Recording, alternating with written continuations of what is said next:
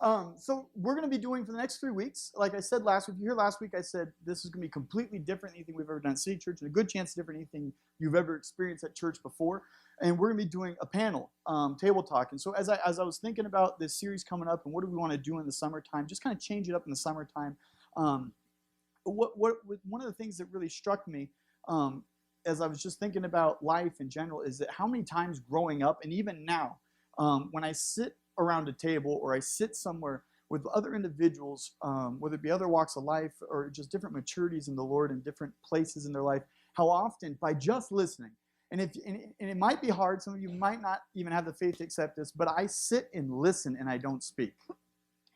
I probably got one laugh. Okay, Andrea doesn't believe me. I thank you for the rest of you who actually believe that I can sit and just listen and not talk the whole time. But I have learned more about the Lord. I've learned more about just sitting and listening to other individuals, women and men who know things, have experiences in the Lord, or farther along in their walk, or just older in general, just more life experience about how to handle certain life issues and how to see the Lord work in different circumstances in life. And I have probably grown more through sitting and listening to other people just have conversations and just having the privilege of kind of being a fly on the wall and maybe occasionally asking a question and just hearing someone just kind of share what God has done in their life to reveal things. And actually almost kind of in a way, when you hear people share their testimony, their personal experience of God's truth in their life, it actually has, sometimes it has a deeper impact on us than when someone teaches us an idea.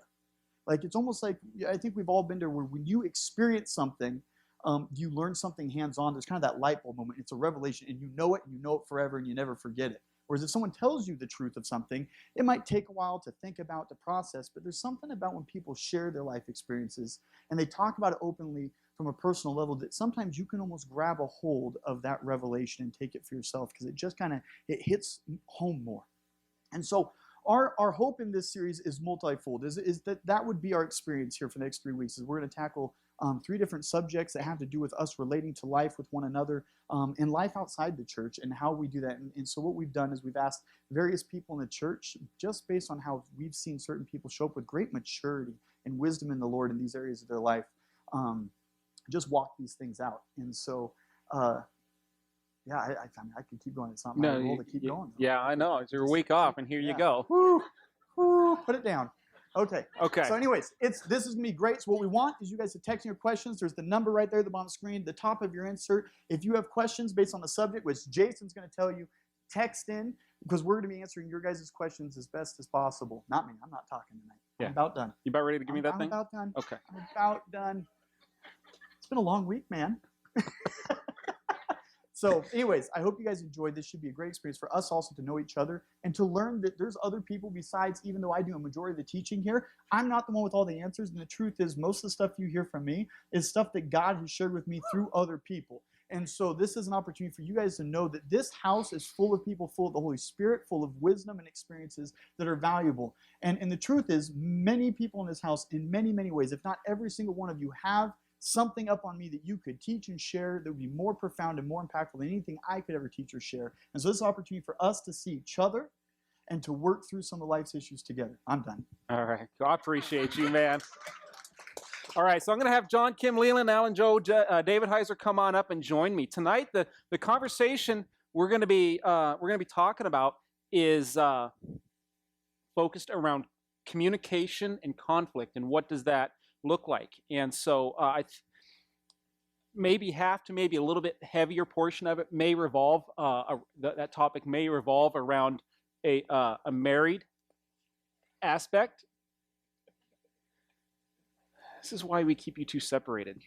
You should come sit over here, way further from John. And he still should be on. And but more of a, it may be a bit of a more marriage-focused heavy, but we do want to try to kind of keep an all-inclusive feel to it as well. And so, as Caleb said, we got some questions that we're going to kind of banter around with here a little bit. But as we kind of go along, if you want to text in a question up there, we will do our best to. It kind of depends on the number of questions that get coming in. We will do our best to get them all answered. But we do also ask for a bit of autonomy as well. And so if there's an issue that you're dealing with somebody, let's just not use names. a friend, a coworker, my boss, or whatever, rest assured that the information that comes up here on the computer does not reflect your name or anything else. It'll just be a question that pops up. And so with that, as we talk about communication and conflict, we want to work within a couple of definitions. And so when we talk about communication, we want to just work in the definition of that communication is simply the act of understanding and seeking to be understood, which means you don't get seeking to be understood, meaning you don't get frustrated when somebody doesn't get your point, but rather you stay engaged to continue to try to make your point, to try to make sure that you are being understood. And with conflict, the definition that we want to work around tonight is simply when two parties have an incompatible situation that creates disunity between the two. Is there anything? Why are you laughing at me? Is there anything you guys want to add to that before we get going? So let's talk about communication a little bit. In your experience, in your guys' experience, what differences have you learned when it comes to how men and women communicate? And actually, I forgot to introduce you guys. So at the very end, John Leland. John serves on our leadership team. He's a pastor over our men's ministry. He's a local realtor, but also the executive director of a local nonprofit international assistance program. Married to his wife, Kim. Kim is our newly crowned, well, back in October anyway, director of our kids ministry. But you also have done homeschooling and co-op teaching and stuff like that. And so we're very honored to have the two of you. Alan and Joelle, David Heiser, married, and you guys have been married 17 and a half years. You guys have been married just over nine months in weeks at this point, right? Or 9 years and some weeks. 9 months. 9 months. Yeah, do the math on that. And Alan works as can I say you master's in mental health counseling, right? At a local health clinic. And then Joelle is a stay-at-home mom, but also a Moody Bible graduate as well. And she's also the director of our women's ministries. And so this is a couple that we've spent a lot of time with over the years. Both of these couples, that we spent a lot of time with over the years. We trust them. We love them. We have seen, as Caleb said, we have seen how they've interacted. And so they're two couples that we greatly appreciate and that we would love to be able to kind of pick their brains about these things. And so with that being said, the differences between how you have experienced and what you know about how men and women tend to communicate.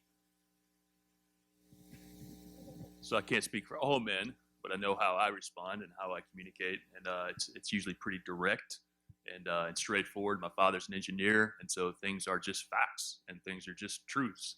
You know what I mean? And so my previous MO prior to meeting my wife and understanding that communication styles matter, I learned that I can't necessarily be as I can't say the first thing that comes to my mind about a situation.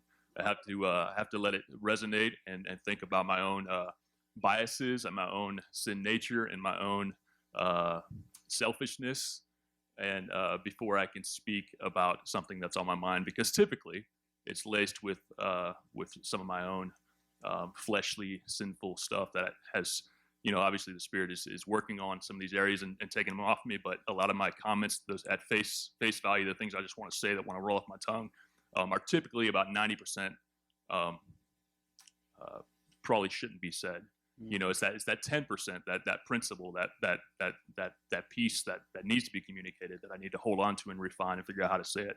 And so I've learned over the years that with my wife especially, but even with other people, I'm kind of in a people industry, is that I can't say necessarily what I feel directly. I need to package it well based on the person I'm speaking to. And so I know my wife loves affirmation. And so I don't want to just come out of the gate and say, man, this is wrong, or this is something just totally silly. I need to figure out a way to affirm and to love. And it's not necessarily even in the moment. It's what I need to do on a daily basis, is affirm her and love her. So when I do have something to say, it's received well and not just as an attack. That's how I communicate. Cool. So anything you want to add to that, Kim? Yeah, actually. What I've learned from John and being married to him is that I only need to say things once.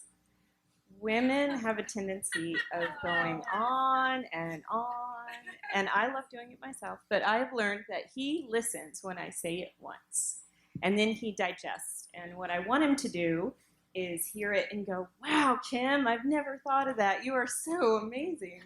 But it doesn't happen. He just looks at me, or he'll just walk away, or he'll still be angry, or whatever. And then a week later, I'll see something change, or I'll see a reaction to what I had said, and I'll think, okay, he heard me.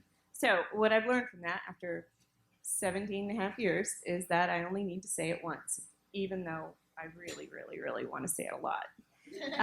With women, for one, women don't forget. We don't forget anything. Whatever you say to us, we digest and we hold on to for the rest of our lives. And then we also need to talk it through. We are talkers, and we just need to get the words out. So if we have an issue, we really love talking it out, if you have an ear to hear it. No, a lot of times there can be, and this can actually start conflict. We talk about, I know when Andrew and I work with marrieds, we spend a fair amount of time talking about expectations, both expectations were met and not met, and kind of how that will play into your communication and sometimes even in your conflict. And so how do you work to communicate expectations that are not being met, but at the same time not become upset by those expectations that went unmet? And that could be a twofold. One, was that expectation ever verbalized? But if it was verbalized, because I know one of the men and women, the way they communicate, some can be more between the lines, other be very direct. And so, but working through unmet expectations.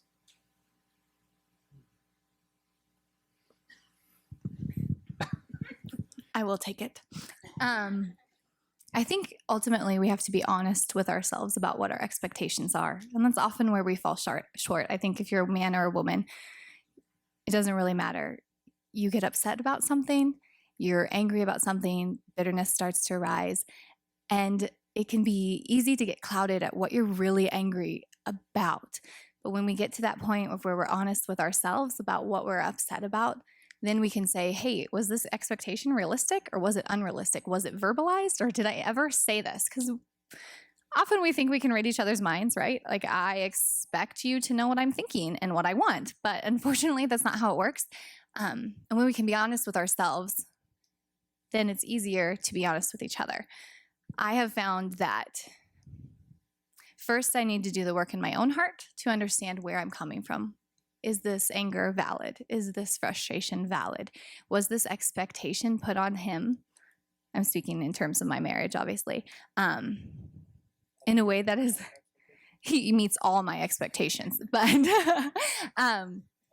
did I put this on him selfishly, or did I put this on him in a way that is holy and glorifying to the Lord? And then I have to come to him with grace and humility and with love, and I have to affirm who he is and his deep and sincere desire to love and serve me and to love and serve our God. And I think that's the point. Like, we have to recognize who we're dealing with. Sometimes, again, those emotions just cloud how we feel, right? And cloud how we see things. But when we can remember who we are talking to and how our God sees that person and how we really feel about that person, it's easier to be honest and have those conversations. But be honest about what you're feeling. Be honest about where that emotion is coming from, and then be honest with each other. That's a big deal. I think you have to go at it with grace, obviously, and speak truth in love, and it's a hard thing. I find practically that speaking slower helps me. Like, I just slow down my speech and say, I know you didn't know this, but when this happens, I feel this way. Mm-hmm. It was an expectation that I put on you that was unfair, but I'm dealing with the residual emotions from that, and we need to talk this through. Speak slowly. Be honest. Approach with love. Yeah? He's got more. And I think that to add to your point, if you do understand the reason for your own emotion, or if you do understand what your feelings around that expectation that's been met or not met is, it's easier to come to that other person without an accusatory stance. Anytime you are trying to communicate anything, whether it's an expectation or a feeling or thought, the moment you say you did or you didn't, then the other person's already on the defensive, and your chance of actually resolving that expectation or clarifying it or having it met goes way down, because all of a sudden that other person's like, wait, what did I do? And they go into defense mode, and all of a sudden you're opposing one another rather than working together. And so when you approach the other person, instead of accusing them or saying, I'm mad at you because you didn't do this, kind of like exactly like Joel said, when this happens, I feel this way. When this doesn't happen, I feel this way. And so it almost takes the conversation and centers it around you and your own experience, which then allows the other person to listen and respond genuinely, because they don't feel like they have to answer for something necessarily. They can hear the spirit of the communication that's trying to happen there and respond in love. So what practices or habits have you all learned over the years that has helped maintain good communication between the two of you? I mean, you both couples here have extremely healthy marriages, and of course, good communication is the backbone to that. What have you done to continue to stay engaged even when it's hard? Yeah, I'll start. Early on in our marriage, Kim is the first one that I've ever shared 100% of my history and who John Leland is. And I always felt as a child and even into the college years that I kind of had, I just felt like a fraud, because I felt like I was walking around with just two-faced, just hypocritical. There was an internal turmoil and an internal battle in me that I just didn't share with anybody. And I finally shared it with Kim, shared everything with her.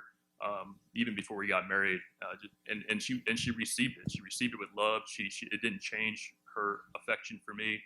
She was just very gracious with everything, and it was just so freeing to me to finally know that there was somebody in this world that knew who I was, and they were still extending grace to me, and it was just such an amazing feeling. And I just swore from that day forward that I would never keep secrets from Kim, regardless. I want her to know who I am, because there's just this freeing aspect to it. I don't want to harbor something and let it eat me from the inside when I can share it with her and gain her perspective, and I can have some of my blind spots exposed, and not only that, but I know that she can pray for me about some of these issues. And so it just has been so freeing for her to know me 100%. So far as to go, when we're in public. I've dealt with sexual sin in the past, and I still deal with. I mean, we're all men know. I mean, we deal with that. And there will be times where Kim and I are in public, and my eye will be stolen by somebody else in public, and a lot of men would probably shy away from sharing that with their wife. And I don't do it in a way that demeans her, but I'm like, Kimmy, my mind just went over here in this direction, and she appreciates knowing that struggle that I have, and she appreciates the honesty that I have to share that with her. And we just grow in a really cool aspect around that piece, so much so that even in my line of work, if I'm going to meet with a single lady in her home, let's say it's a divorced woman or something like that, and I'm going to go help her sell her house, I usually give her a call and say, hey, Kimmy, this is the situation I'm walking into. I just need you to pray for me, and I know that you will be. And it just changes my perspective, even when I'm with that woman.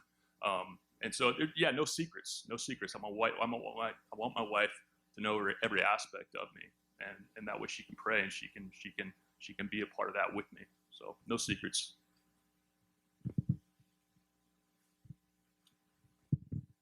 I think it's important to deal with our conflict quickly. So in Matthew, it talks about taking communion or leaving your sacrifice and first going to be reconciled with your brother. It says, go and be reconciled. And it actually says, agree with your adversary quickly, lest you be imprisoned. And I think that's the big deal, is that the conflict, the disagreement isn't the problem, but the emotions that come with it can enslave us. And in 1 Corinthians, we were just talking about how We are called not to be mastered by anything other than Christ. And that's the problem with conflict, is that we let it master us and we take our eyes off of Christ. And when we're seeking Christ together, it's easier to be together, to have that intimacy. So practically, we deal with things quickly. We don't, like Ephesians says, don't let the sun go down on your anger.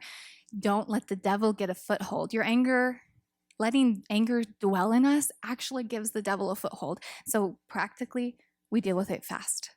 We deal with it immediately. We don't let it stew. Just along those lines too, dealing with it quickly is listening to those promptings. You know, there's be times where I walk into the house in the morning and my wife and I have a little tiff, and you know, I'll get maybe 10 minutes down the road and trying to get into my day, just trying to, you know, get my mind going in some other direction. I'll just hear the Spirit say, man, you got to call her. You can't let this linger throughout the day. You got to call her. And it's just this prompting that I have. And I could rationalize that away and I could ignore it, say I'm too busy to pull over. I'm too busy. I got a client I got to go meet. But you know what? I'm not too busy for my wife. I need to listen to that prompting, and I need to deal with it. Sometimes the Spirit will speak to me and say, man, you just need to affirm your wife and your daughter, and you need to buy them both flowers today. And so seriously, I will, like, that's not just a thought that's in my head by chance. That's the Spirit putting that on my heart, so I can bless my wife and bless my daughter. You need to listen to these promptings that deal with the relationship. So sometimes when we're in an argument, John's a really good speaker and he's a really good arguer. So I'm not. And sometimes I can't articulate what I want to say. But I have a lot to say. So I'll put it down on paper. If I can't say it, I'll write him a letter. And just I try to leave it with the facts and how I felt, and not you did this and you feel this way. But just so he knows where I'm coming from and how I felt with the situation. And seems to work.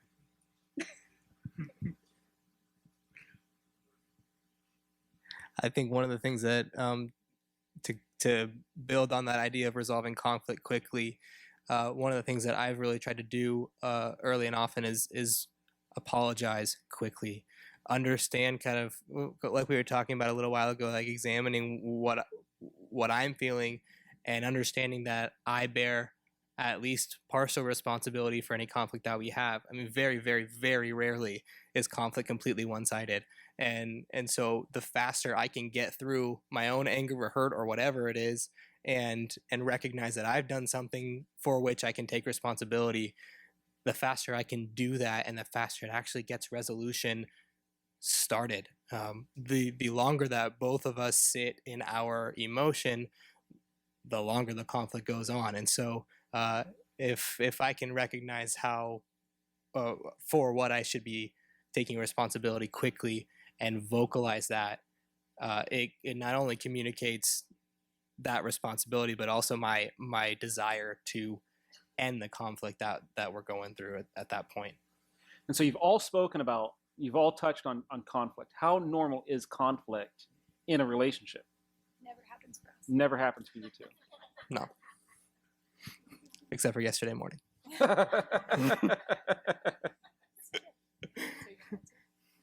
You want me to answer it? I mean, I think conflict is an incredibly normal and sometimes even frequent part of a relationship. Conflict is an indicator that two people are not completely in union. And I think that as human beings and as sinful human beings, that is often going to be the case. And so the fact that you have conflict is not the issue. Certainly, obviously, something that we as believers and we as people who care about our spouses and other people with whom we're in a relationship, as far as that goes, we want to resolve that conflict. But the fact that conflict exists is it's a normal thing. That was said well, right? That was someone else jump in. I stumbled. I come from a family of passive aggressive natured people, and I was always the black sheep in my family because I like to address things kind of head on. You know, if I see an injustice or I see a wrong, I want to get right at it, and it just didn't resonate well with my family. And so that passive aggressive piece is just, I think it's horrible. I think we need to understand that conflict does happen, And exactly like what you just said is because there's something that's incompatible, something that's not in sync with us. And I shared this verse with these guys this past week, but James chapter 4, verse 1 says, "What causes quarrels and what causes fights among you? Is it not this, that your passions are at war with you or within you?" And you just that reality that, hey man, we work out of a broken paradigm. We work out of a broken fleshly nature, and that the Spirit of God is refining and restoring back to where it needs to be. But until that time comes when we're complete in Christ, there's always going to be these blind spots that we have. There's always going to be these things that just don't jive. And so part of conflict, I think, can be really healthy is it can identify some of these blind spots as long as we're in good community with each other to the point to where we can speak into those people's blind spots. Because as soon as you start touching people's heart issues, they rear up. But if they know that you're for them and they know that you want the best for them, they're going to have an ear for it. And it might not feel good in the moment, but you're definitely going to see fruit from that conversation. I'm speaking from personal experience, man. I mean, I have on a regular basis, I have blind spots exposed from trusted advisors, people that I love and care for.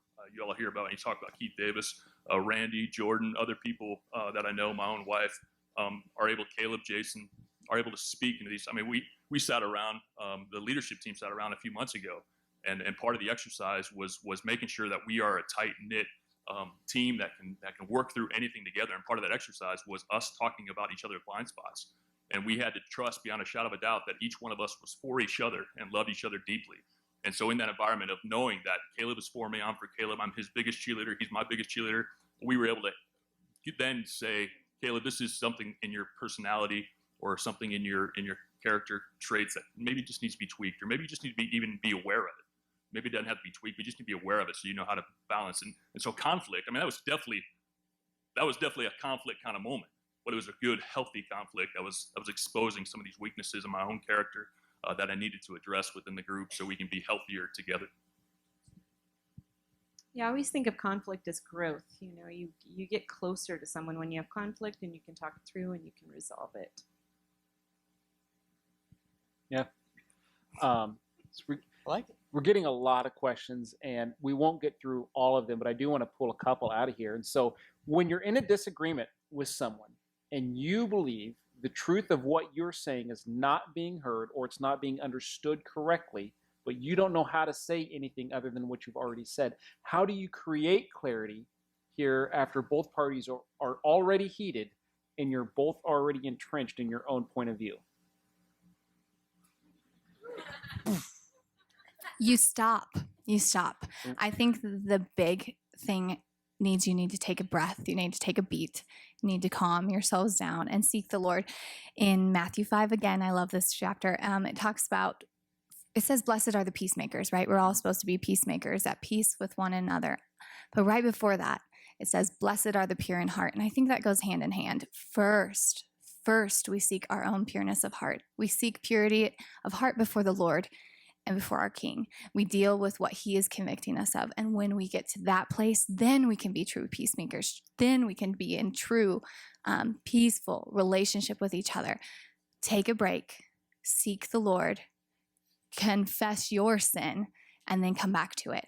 Sometimes that won't be heard. That's the reality of it. Sometimes you will not be heard, but is it not better to be wronged and in good standing before our King? Like, I think that's where I would land. Go for it.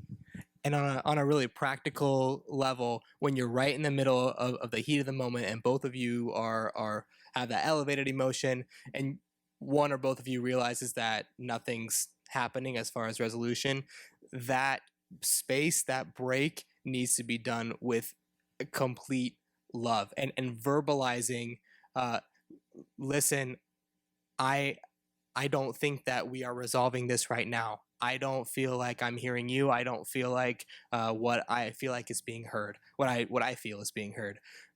I love you. Let's step back. Let's pray, and let's come back in however long. But you set a time to come back, and it needs to be so specific that neither of you have the opportunity to run or avoid.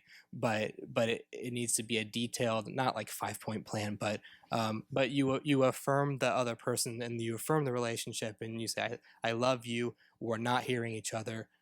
let's take a break, let's pray, and then let's come back after dinner. Let's come back in half an hour and let's try again. So that both of you know that there's care within the relationship and that you don't just say, you're not hearing me, and walk out the door. Because that's not resolution. That's not even trying. That's frustration. Were you gonna say something, John? Just real quick. Those kind of real heated times are few and far between in our relationship, not because I'm so great, but it's because Kim is so great at recognizing me and my mood and where I've been for the day. And so she won't bring these things to my attention when I'm already in a kind of a weakened, pissed off, irritable kind of state. You know what I mean? So there's this awareness that she has. And what I see her doing is she kind of waits for a more opportune time when I'm well rested or when I don't have anything great on my plate, that she can just kind of offer this to me. And it's not like, you know what I mean? There's just this real tact that she has when she approaches these spots. And she'll just, like she already said, she'll say it and then she'll just let it go. You know what I mean? And just kind of let it do its thing. Let the words do what the words are intended to do. So. And a very practical thing that I do when I'm frustrated like that, that's exactly stop and just take a break. But I love to journal too. It gets all your emotions out and nobody's going to be hurt from them. But I think I think both parties have to say time out. As I know, just in some of the mentoring that Andrew and I have done, is one party will walk away in needing that time out, but you got to say time out. At what point, this may be too broad of a question, but do you think there's a point that is reached when you say we're not getting anywhere, we need to seek counsel? Not necessarily counseling, but it's like we need to seek a John and Kim Leland. We need to seek somebody else that we trust in our lives, because I know there's probably some fear in that it's like, I don't want to air, this is a private thing, I don't want to air our dirty laundry out there or whatever. But when do you think a couple gets to the point, or even two people get to the point that, okay, we need to bring somebody else in? I think there's day-to-day conflict and disagreement and even arguments, but there's another deeper level once if those conflicts aren't resolved and neither of you are willing or able to fix the issue. It can often breed that next level of negative emotion, that contempt or resentment or bitterness. And I think as soon as that kind of emotion is present in one or both of us, that's the point where you'll see that conflict carried over into other conflicts, into future days. And instead of having just one disagreement, it creates more and more and more, and ammo is used from days before in later arguments. And so as soon as there's a realization that you have real contempt or resentment towards the person that you care about and love, I think that's an excellent time to seek somebody else's help, because oftentimes it's that objective viewpoint that can help eliminate those blind spots like John was talking about earlier, and really focus on the heart of the issue, which oftentimes is one or both of the people itself. I know one of the things that Pastor Mike has said multiple times is you may be 10% responsible for whatever it is that went wrong, but you need to own that 10%, 100%. What if the other person refuses to own their part? How do you approach something like that? Grace? Grace and long suffering, using statistics or ratios. Somebody also told me that when marriage is not 50-50, marriage is 100%. 100%. So even if your spouse is only giving 10%, you still give 100%. I think that verse about husbands love your wife, that Christ loved the church and laid down his life for her. Regardless of the circumstances, my heart should be sacrificial. It should be 100% to the point of death for my wife, regardless of what's going on. And so, yeah, I mean, it's extending grace, and then obviously too trusting in the power of the Spirit to renew and restore minds, because it doesn't matter what comes out of my mouth. It doesn't matter how witty I get sometimes. I can't change somebody's mindset. It's only the Spirit of God within them that's going to change that. My wife, there's been times where she and I had differences in where we wanted to be, and she just committed to pray. And sometimes it was like years, and my heart was finally shifted and changed to be in alignment with hers. And it wasn't because of anything she said; it was because of her praying and the power of God.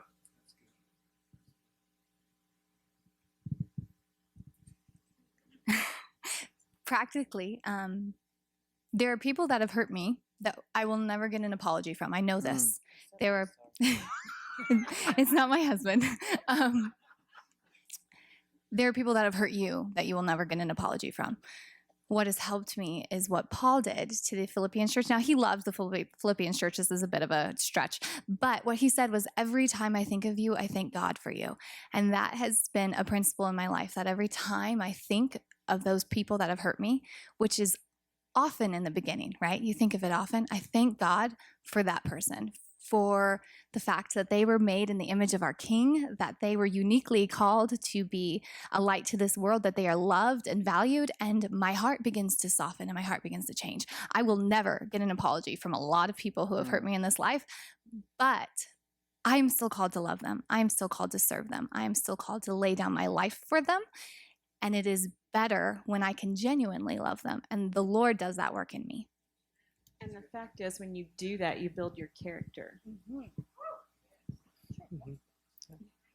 And day to day, like especially if you're living with that person and you know that they're not in a place where they're gonna come to you and say, man, I'm sorry, I realized I'm completely wrong. You know that's not gonna happen. Pay attention to what they are going through, because so many times, certainly not every time, but so many times, that conflict that you guys are having right then, for which they're not willing to apologize, has nothing to do with where they actually are.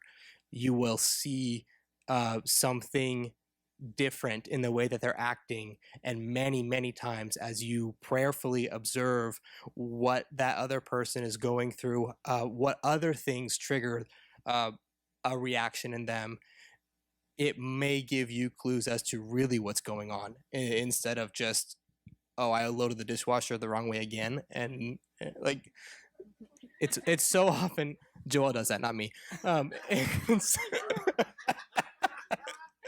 Sorry. It's many times, if one person is unwilling to apologize or take responsibility or reconcile, it does not have anything to do with that small argument or that surface thing. It's something deeper.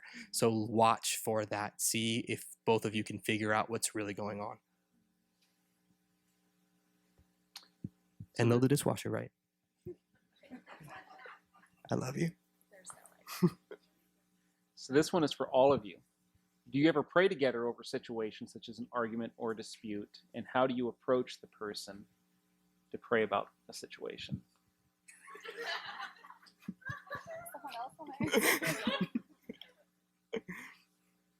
Yes, we pray together. I think sometimes you just have to ask the person. I don't know that we have a set way that we do this, but if there's a true hurt and then true argument, oftentimes at the end of dealing with it, or even in the middle, we'll just pray, like, because we recognize that we're heated, we recognize that we're hurt, we recognize that we're not hearing each other, and it's a good time to take a beat and just seek the Lord together.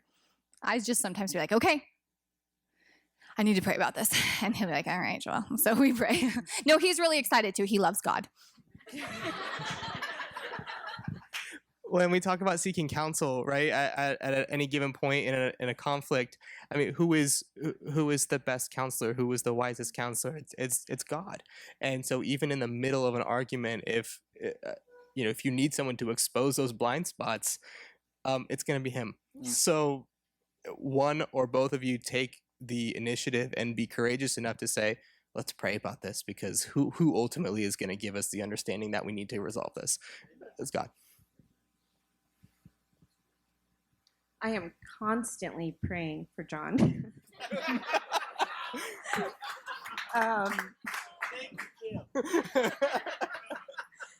But as far as us together, a lot of times I'll sneak it in at dinner when I pray for him.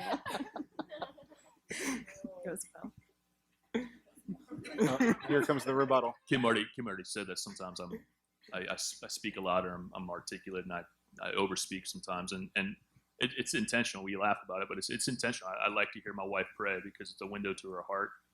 It helps me better understand. You know, she already said she likes to get her words out, and prayer is just a wonderful way for her to do that. And me as a husband, I listen to it, and I'm in tune with it, and it gives me things to pray about as well. We both know that we pray regularly. I mean, I talk to my wife all the time about my prayer life throughout the day and how God showed up, and vice versa. But yeah, when we're together, I like to defer to Kim. Not that I'm laying down anything, but it's a way for me to really hear from her. Yeah, I just like to see that piece of her through our time of prayer together. So we live in a very technology-driven world. Obviously, everything being done over social media and texting and stuff like that. How do you address, and I think with this particular question, at least the way that I would read it, address the role of technology in either furthering or hindering communication. I know one of the things that's come up at our house is in the midst of a conversation, and of course your phone goes off, a text message or something, almost like a Pavlovian dog. You grab it and write, and it's an interruption. And Andrew and I have gone back both ways. Don't put it down. You said it to her, she said it to me, I've said it to her. But how do you address the technology issue, whether it is, the attempts of communication over Facebook or over texting, or being glued to your phone while someone's trying to have a conversation with you and believing that you're multitasking, I'm listening, I'm reading at the same time? How do you work through something like that? Do not fight over text messaging. Just don't do it. I can never, ever, ever say what I mean, how I mean it effectively in a text, especially when I'm angry. Joelle and I don't do well when we text each other angrily. If you are not with that person in the room and you have conflict, wait till you see them again to actually finish the resolution of that conflict. You acknowledge it, say, I love you, we need to talk about this. Can we do it when I get home? I just, speaking from personal experience, I can't do it well over text, and sometimes even talking on the phone. So much of communication is nonverbal, 93%, something like that, from what I remember from school. And so if I can't see you, I'm not actually communicating with you. So that's at least one layer to the technology thing. Once again, listen to the prompting. There's been times where I'm in the kitchen. We got like two little chairs. Whoever's been in our kitchen knows what I'm talking about. I usually sit there, and towards the end of the day, I'm still kind of tying up a little bit of loose ends with business, whatever it is, via text message. And so two things happen that keep that healthy. Is one, I tell my wife, hey, I'm just tying up some loose ends. Like, I communicate her to what I'm actually doing with my phone. I'm not ignoring her, even though she's right here in front of me. I need to tie this loose end. Let me do this. And she's gracious. She's like, okay, and she waits for me to put my phone down, and then she knows it's time that we can engage. Or I'll find myself getting sucked into my phone and spending too much time doing business or something like that. And I'll sense that, hey, my daughter needs to see me put my phone down and smile at her and communicate with her. Or my wife just needs me to put my phone down and she needs to have a conversation, or just needs to know that what's going on here is more important than what's going on right here. And so I get that prompting.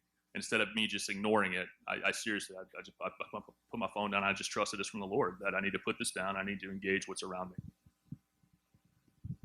So my dad growing up, whenever we were on his time, like when we had him fully, he took his watch off. And I remember that. I remember the visual of my dad taking his watch off and putting it away. And that was a sign that he was mine. And I think the modern day equivalent is the phone, and I put mine in the drawer. Like, I have to put it somewhere so that it's not a temptation, but I want my children and my husband to see me, okay, you're mine. So just maybe making it a practice of putting it somewhere intentional that you can't get to it without effort will help. Because if it's in your pocket or in your hand or just even on the counter, you'll find it. It finds you. So put it away somewhere and make that effort. Let your children, let your family see you. So I think we'll button it up. We got a lot of good questions, and unfortunately we didn't get through them all. But I want to, John and Alan, this will be for you. Social norms today still tell men that they are not supposed to share their feelings and communicate with their spouses. And although being a Christian tells you opposite, it is still hard to get out of these norms. And so what tools would you suggest to help men specifically open up to communication?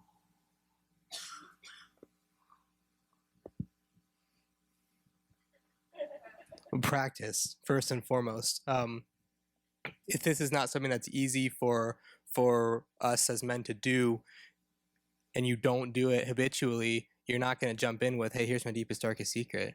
It's not going to be easy for you. And so I think the truth is, regardless of how difficult it is, the more our spouses know about us and what we're going through and how we feel, the easier it is to get the help that we need. The easier it is to feel in union, to feel in proper relationship.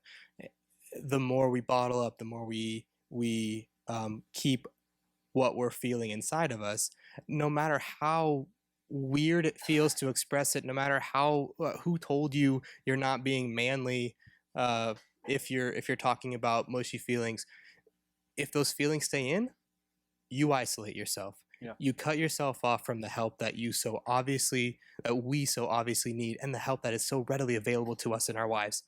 And so start with something small. Hey, I'm angry right now. I don't really know why. Can we talk? Hey, I'm real hungry. Can we make some food? Like, it doesn't have to be some hugely vulnerable emotion, but practice communicating, talking to your wife about how you feel. And the more you practice doing the easier things, the more easily you will let yourself be truly vulnerable with her later. And you don't have to brag about how emotional you were to your friends either. We don't brag about how vulnerable we are. It's just vulnerability and openness is for your spouse. So it doesn't matter. And wives, if your husbands speak to you in this capacity, if they share something with you that they have never shared before, if they are sharing their heart and their feelings, you listen. You put your phone down and you listen and you affirm and you thank them for being honest with you. Men can do a lot of work and great work, but if we shut them down, they will not do it again. We are just as accountable and is just as responsible for keeping communication open. If they don't feel they are safe to talk to you, they're not going to. And don't overreact. When they say something like, I saw a girl in the corner and she was really hot and I had trouble with it. Don't freak out.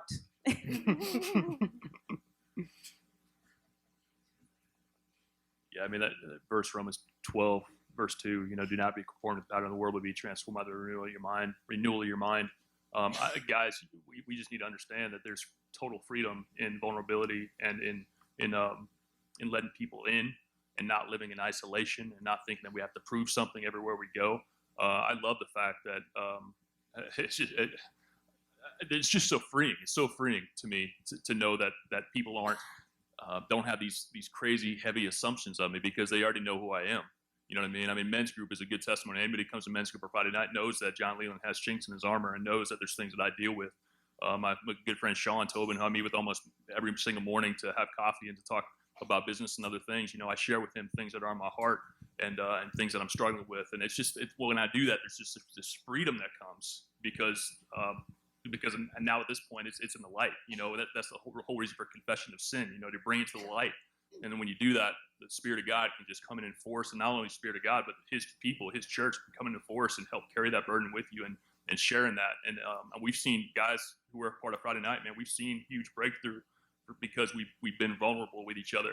And so I think it's a lie of Satan, man, that you got to have it all figured out, that you got to be strong, that you can't have any chinks in your armor, you got to be the man's man. That's just bullcrap. It's just not true. You got to be part of a community of saints that wants to love and carry each other's burdens together. That's what we're called to do, is to do life together. And we can't do life together if we don't know each other. All right. Well, thank you very much. We will we'll be talking about serving in authority and under authority next week with a different panel. And so let's give these guys a hand for their time. Thank you so much.